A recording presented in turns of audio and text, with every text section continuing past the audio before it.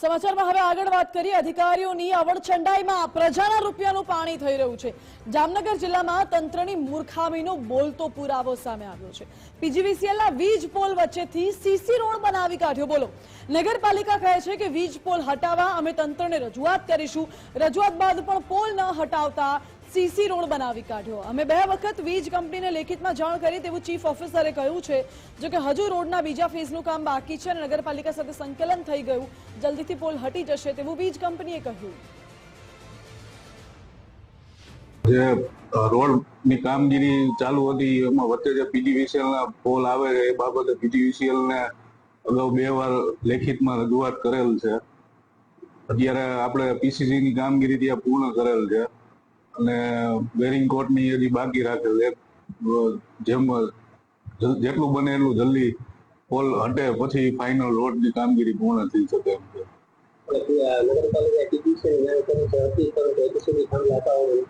હા, 2 વાર નગરપાલિકાએ જાણ કરેલી છે। નગર પંચાયત દ્વારા જે આ રોડ બનાવવામાં આવે છે એની અંદર રોડ વચ્ચે થાંભલો છે કે નગર પંચાયતે પીજીવીસીએલ લેટર પણ લખેલો છે કે આ થાંભલો અહીંયા રોડ વચ્ચેથી દૂર કરવા માટે, છતાંય કોન્ટ્રાક્ટરે આ થાંભલો દૂર કર્યા પહેલા જ રોડ બનાવી નાખ્યો છે કે આ બુદ્ધિનું પ્રદર્શન છે। તો શું તમને એવું લાગે છે કે થાંભલાના હિસાબે અકસ્માત સર્જાય? 100% આ થાંભલાના હિસાબે કોઈ પણ જાનહાની થાય, કોઈ પણ માણસો અવર જવર કરતા હોય તો એને લાગે કે કોઈ પણ નુકસાની થાય તો આનો જવાબદાર કોણ?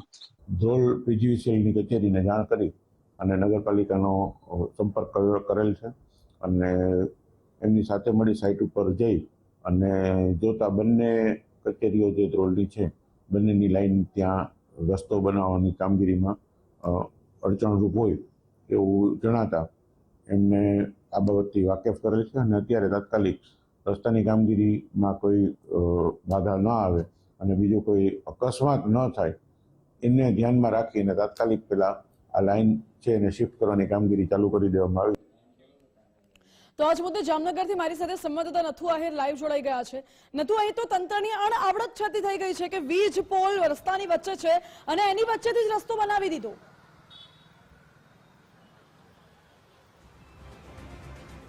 માનસી, જામનગર મહાનગરપાલિકા હોય કે જામનગર જિલ્લાની અન્ય કચેરીઓ, સરકારી કચેરીઓ હોય, કામ તો એક જ ગતિએ અને એક જ રીતના થશે તેવું સરકારી તંત્રએ માની લીધું હોય એમ લાગી રહ્યું છે। કારણ કે 6 માસ પૂર્વે જામનગર મહાનગરપાલિકાએ નગરસીમ વિસ્તારમાં આ જ રીતના રોડ વચ્ચે જે વીજપોલ છે તેની વચ્ચેથી સીસી રોડ બનાવ્યો હતો અને આવી જ મૂર્ખામી ધ્રોલ નગરપાલિકાએ પણ કરી છે।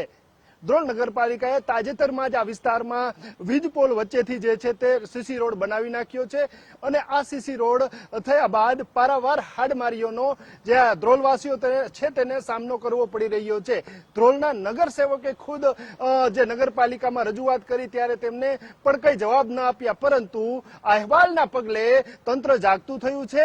જામનગર પીજીવીસીએલ અને ધ્રોલ નગરપાલિકાએ સંકલન સાધી લીધું છે અને તાત્કાલિક અસરથી વીજપોલ હટાવવાની હાલ કામગીરી શરૂ કરવામાં આવી છે, પરંતુ બંને તંત્રના જવાબ ઉપરથી એવું લાગે છે કે એ કોઈ સંકલન ન હોય સરકારી એજન્સીઓ વચ્ચે એમ લાગે છે। કારણ કે ધ્રોલ નગરપાલિકા કહે છે કે 2 વખત અમે રજૂઆતો કરી, તો પીજીવીસીએલ એમ કહે છે કે અમે તંત્ર આરે સંકલન સાધી લીધું। જો તંત્ર આરે સંકલન સાધી લીધું હોય અને રજૂઆતો થઈ હોય તો કોની ચૂક છે? અને આ પ્રજાના પૈસા છે, પ્રજાના પૈસે કામ કરવામાં આવ્યું છે। હવે જ્યારે વીજ પોલ હટાવવાની કામગીરી હાથ ધરવામાં આવી છે ત્યારે આ પ્રજાના પૈસાનું શું એમ નગરજનો પૂછી રહ્યા છે, એમ જામનગર વાસીઓ પૂછી રહ્યા છે, પરંતુ એકબીજાને ખો દઈને પ્રજાના પૈસાની પાયમાલી થઈ છે તે માનસી ચોક્કસથી કહી શકાય। જી નથુ, બિલકુલ આભાર આપનો। એટલે પ્રજાના પૈસાનો અહીં સ્પષ્ટપણે વેડફાટ થતો હોય તેવું દેખાઈ આવે છે, કારણ કે હજુ તો રસ્તા ઉપરથી વીજ પોલ હટ્યો પણ નથી અને એ વચ્ચે જ સીસી રોડ બનાવી દેવામાં આવ્યો છે।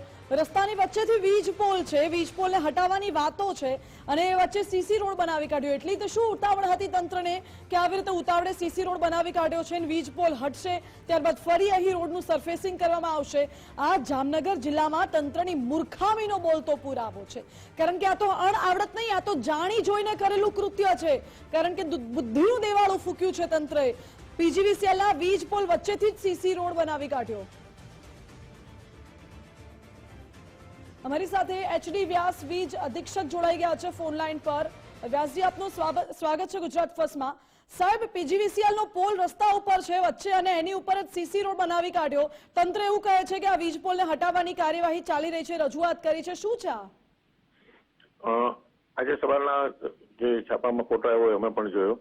અમે અમારી ઓફિસને પણ તરત જાણ કરી છે આ બાબતમાં.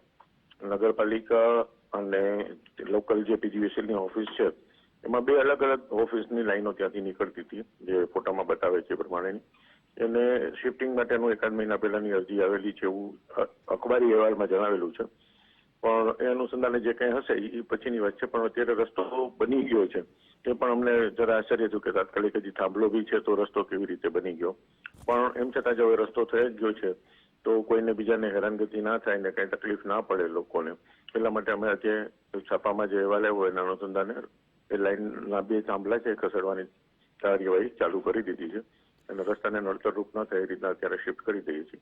પણ સાહેબ, તંત્ર તરફથી ચીફ ઓફિસરે તો એવું કહ્યું છે કે અમે અગાઉ પણ 2 વખત રજૂઆત કરી છે, વીજ કંપનીના અંગે લેખિતમાં પણ જાણ કરવામાં આવી છે, છતાં પણ આ વીજ પોલ હટ્યો નહીં.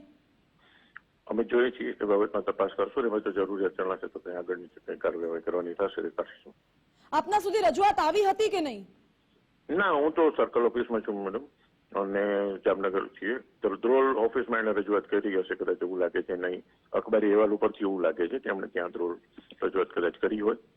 પણ જે કંઈ હોય અત્યારના આપણે સાહેબ રજૂઆત કરી છે તો પછી સંકલન સાધીને કામ કેમ નથી કરાતું? એમાં શું થયું છે ને શેને કારણે નથી થયું અમે તપાસ કરીને પછી આગળ કાર્યવાહી કરશું.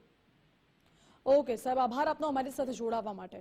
તો વીજ અધિક્ષકનું એવું કહેવું છે કે મને જાણ નથી આ બાબતની, મીડિયાના માધ્યમથી મને ખબર પડી છે આ બાબતે, અને જો તંત્રએ રજૂઆત કરી હશે તો એ બાબતે વિચારણા કરવામાં આવશે, તપાસ કરાશે અને ત્યારબાદ એનું નિરાકરણ લાવવામાં આવશે તેવા દાવાઓ કરવામાં આવી રહ્યા છે.